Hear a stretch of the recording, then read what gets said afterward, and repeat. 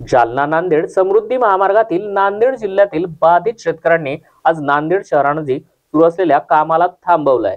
नांदेड जिल्ह्यातील 12 गावं ही बाधित आहेत।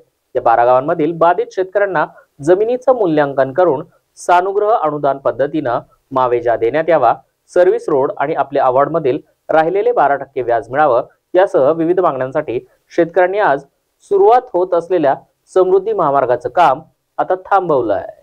हा रस्ता थांबण्यात आला। हा जालना नांदेड समृद्धी महामार्गातील 12 गावातील नांदेड तालुक्यातील शेतकरी या ठिकाणी सर्व जमलेले आहेत। मागील 3 वर्षापासून जेव्हापासून नोटिफिकेशन निघालं तेव्हापासून आम्ही या सर्व शेतकरी बाधित शेतकरी वेगवेगळ्या मागण्या घेऊन शासनाकडे गेलो, परंतु शासनाने आमची एकही मान्य आतापर्यंत मान्य केलेली नाही। आमच्या ह्या जमिनी ज्या आहेत ते महानगरपालिकेला लागून आहे, तिथून 200 फुटावरती महानगरपालिका आहे आणि रिंग रोडच्या आतमधला हा रस्ता आहे आणि या ठिकाणी बाजारभाव जवळपास 5 कोटी 4 कोटी रुपये असताना आम्हाला शासन या ठिकाणी 4 लाख 5 लाख रुपये प्रति एकर देत आहे।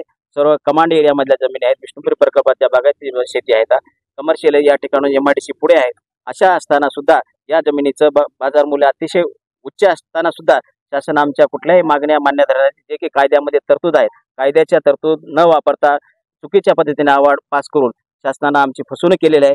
आम्हाला व्याज सुद्धा 12% द्यायचं होतं, ते दिलेलं नाही। या ठिकाणी आमची मुख्य मागणी आहे की आज जरी अवॉर्ड पास केलं असलं तरी आम्हाला सानुग्रह अनुदान या हेड खाली बाजार मूल्यांकन करून आम्हाला अनुदान स्वरूपात मावेजा देण्यात यावा, त्याचबरोबर साईडचा रस्ता देण्यात यावा व इतर ज्या आमच्या काही मागण्या आहेत त्या पूर्ण मान्य कराव्यात, 12% व्याज द्यावं। हे जोपर्यंत मान्य करत नाहीत तोपर्यंत आम्ही रस्ता होऊ देणार नाही, असा या 12 गावातील बाधित शेतकऱ्यांनी या ठिकाणी संकल्प केलेला आहे। यावर आम्ही उच्च न्यायालयाचा आदेश आणलेला सुद्धा तो चुकीच्या पद्धतीने फेटाळून लावून प्रशासनाने त्याची दखल घेतलेली नाही, म्हणून महसूल मंत्री मुख्यमंत्री यांच्या आदेशानुसार सुद्धा कुठलीही कारवाई केलेली नाही। या इतकं निगरगट्ट प्रशासन झाले आहे की कुठल्याही आदेशाची पायमल्ली करून शेतकऱ्यावर जबरदस्तीनं आज या ठिकाणी काम सुरू करण्याचा प्रयत्न केला आहे। तरी 12 गावातील बाधित शेतकऱ्यांनी तो हाणून पाडून आज हे काम बंद पाडलेलं आहे। इथून पुढे आम्ही कुठल्याही प्रकारे आमच्या मागण्या मान्य होईपर्यंत काम होऊ देणार नाही। भले आमचा जीव गेला तरी आमच्यावर बुलडोजर फिरलं तरी आम्हाला काय हरकत नाही, आम्ही त्याची आहुती द्यायला तयार आहोत।